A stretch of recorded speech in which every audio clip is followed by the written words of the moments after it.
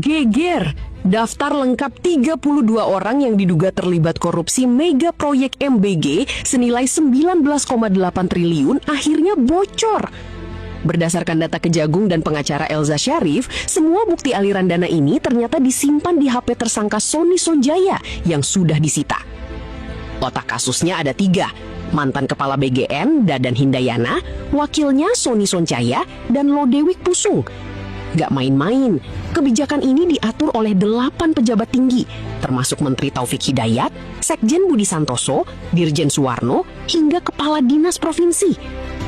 Uang rakyat ini mengalir ke 9 pengusaha, mulai dari bos motor listrik Surya Dharma, Tony Prasetyo, William Tan, sampai calo proyek Joko Susanto.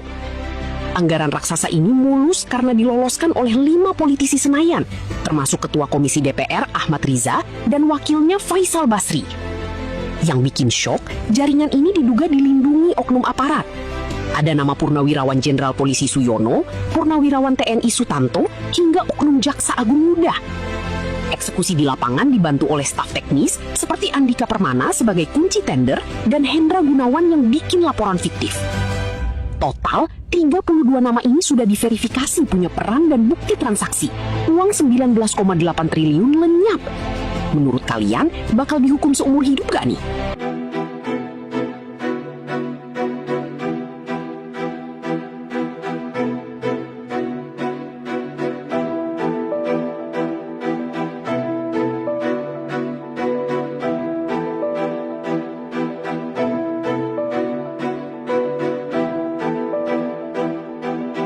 Perkembangan terbaru skandal korupsi program makan bergizi gratis alias MBG yang lagi ramai diomongin.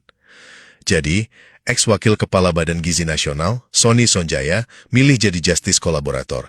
Dan ini sukses bikin heboh publik karena dia ngungkap dugaan keterlibatan puluhan elit negara di proyek dapur makanan ini. Pertama, lewat pengacaranya, Sony ngaku udah nyerahin 26 nama petinggi pemerintahan dan anggota dewan ke Kejaksaan Agung. Dia merasa ditekan sama tokoh-tokoh ini buat ngasih izin pembukaan titik dapur MBG. Dan catat ya, semua bukti obrolan mereka udah diamankan langsung dari ponsel Sony. Mengingat penyidik udah punya bukti digitalnya, kira-kira seberapa cepat nih Kejaksaan berani manggil nama-nama besar itu buat divalidasi? Kedua, pas dengar pengakuan ini, beberapa menteri dan elit politik langsung membantah keras. Mulai dari pimpinan partai kayak Agus Harimurti Yudhoyono, sampai pimpinan Dewan Perwakilan dan petinggi KPK dengan tegas bilang mereka sama sekali nggak kenal Sony, nggak pernah minta jatah proyek, dan malahan nyebut tuduhan ini murni hoaks. Nah, ketiga, ada juga pejabat yang secara terbuka ngaku kalau mereka emang pernah komunikasi sama Badan Gizi Nasional, tapi mereka nekenin kalau interaksi itu murni koordinasi resmi kenegaraan buat ngelancarin proyek, bukan intervensi korup buat nyari untung pribadi.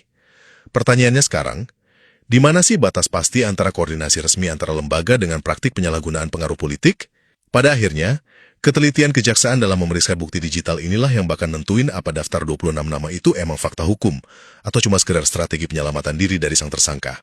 Bahwa Saudara SS melawan hukum memberikan akses kepada AIS untuk melakukan intervensi kepada tim verifikator Mitra MBG pada hari Sabtu yang lalu, tanggal 6 Juni 2026, ya, itu tim penyidik menetapkan 1 orang lagi tersangka, ya, atas nama AYS selaku pihak swasta sebagai tersangka, ya.